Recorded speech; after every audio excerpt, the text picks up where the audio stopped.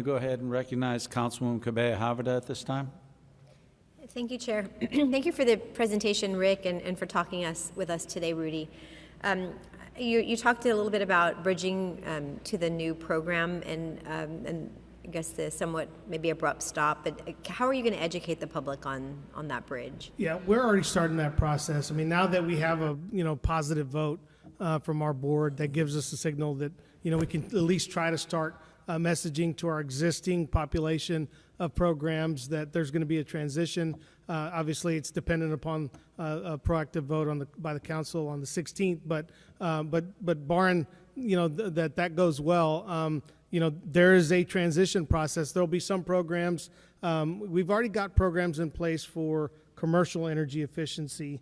We're revamping our weatherization and residential energy efficiency programs because we wanted to bring, our board has given us direction, they want that to be in-house so that the vendors that are parts of those programs can be primary vendors of CPS Energy, which helps small businesses grow into large businesses. And it's the right thing to do. And so we're having to revamp that a little bit, but the programs by and large, at least administratively, will be similar to what they are today. The solar, that's a bigger change. And so we're already talking to them about what that looks like, but I've given my team direction that we're going to, carve out some dollars to help, kind of get through the end of the year in a thoughtful way, so that the industry has some. I don't disagree with the comment made. The industry needs certainty, and we want to make sure we provide that, and I think we can accommodate that. So those conversations are happening right now, and as soon as we've got some of the programs outlined, we'll start sending out letters to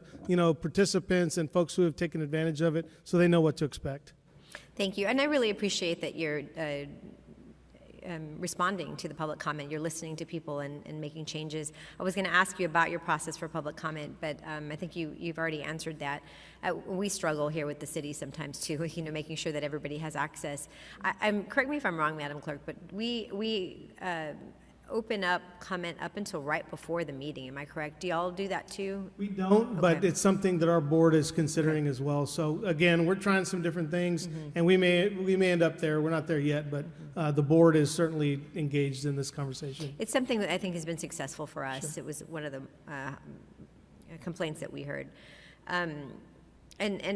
We heard today also from different perspectives from the public, from private citizens and businesses alike. I think Mr. Ramirez, you came up and spoke about how the program affects your small business. Rudy, can you tell me more about that? I'd like to learn about how this is positively, or I guess negatively, also impacting small businesses. Talk about how many vendors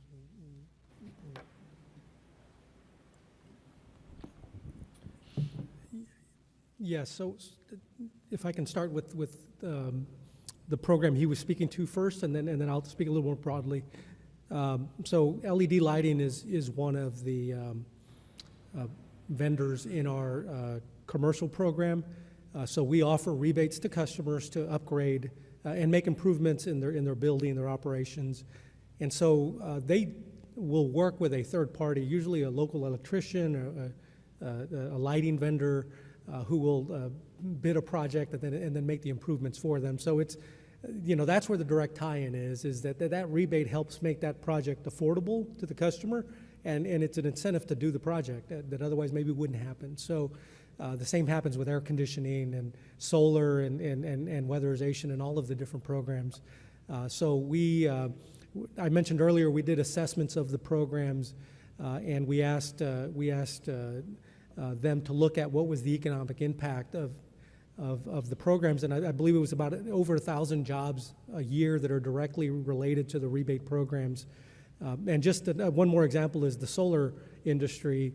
There are 90 local solar installers that employ upwards of 700 people who install solar systems for customers, and so that's just an example of those benefits. And obviously, to the extent we continue to provide the programs, it continues to provide those opportunities for them. And you use local vendors as much as possible? So it varies. In many cases, and maybe I need to be clear about one piece, is there are vendors who work for us. So we may hire a company to help us implement a program So they would be a vendor directly to us. And so we work with our procurement office to try to maximize, the local participation through that route. And it has become a focus of ours. Rudy mentioned the weatherization program. That's a program we want to revamp so that we can grow the local portion of that program going forward. But the folks who are here today speaking about lighting, they're not a direct vendor to us. They actually work on behalf of the customer. And so I think that maybe that doesn't always get as much attention, as that there are lots of small businesses that help do the work that enables a customer to get a rebate. Well, good. Well, we thank Mr. Ramirez for coming and pointing that out. I didn't know that either. I want to just take a moment to thank all our RAC appointees, of course, for their work, especially Femi Osideli and our District 6 appointee, Al Rodriguez. Is there a variation? I think the original step options were 1, 2, 3, but didn't it change to sort of 1B or 2B? Wasn't there a different iteration of it? And then hearing here today, was it the original 1, 2, 3? Or? No, well, maybe. So we originally proposed an option 1 and option 2 to our board. So it was a $50 million and a $70 million option. The board, I think this was in April, the board did ask us to create a more aggressive option, which was option 3. That was a $100 million option. So at our board meeting last week, they looked at all three of those options, and they selected option 2, which is the $70 million option. So that's what they have approved, and that's what we're bringing to the City Council on June 16th. Okay, so that there wasn't a different No, I think iteration. maybe some of the confusion around 1A and 1B and so forth is at the RAC meeting. They were presented options to, I think the first option was discontinue the program. Option 2 was not to, I think the way it was, I actually have the wording here. Give me 1 second. I got it right. Yeah, there were different variations of studying, but continuing the existing programs, and the RAC tried to give their members as much kind of leeway to weigh in as possible. Our board was pretty specific, about, look, we're gonna create an option that maybe saves customers a little money. We're going to create an option that doesn't put any more burden on customers than already exists, and then we're going to create a more aggressive option that would be about $1.50, more a year. So those are the options that the board considered, and rightfully so. I mean, with gas prices being up, our rate increase going into effect, it's difficult right now to ask customers to pay more than what they're already paying. But the value of what they're getting out of the current investment, we felt was justified, and it's a system-wide benefit when we don't have to when we're taking a care of a percentage of our overall growth, which is significant. We are the hottest growing market in the country right now. When we're growing at 2, 3, 4%, but our load's only growing at 1%, well, that's energy efficiency. That means we don't have to go out and build, more, fossil fuel, based plants, to cover that. So there's a system benefit that I believe, and I've been a strong proponent of STEP from the get-go, is justified, that makes sense for our community, and that's kind of where the board ended up on. Is let's not ask our customers, to take on any additional burden, but we believe it's a good use of resources. The RAC recommended to you, and the additional. Well, I think both at the RAC and the CAC, there was no push that we shouldn't have a program. The RAC kind of debated, do we need to study it more? And that's kind of when I started with my comments from the get-go. While I understand where the RAC was coming from, I don't think there's any more studying to be done. We've done an independent, study that we paid a pretty good penny for Brattle to do on our behalf, and so.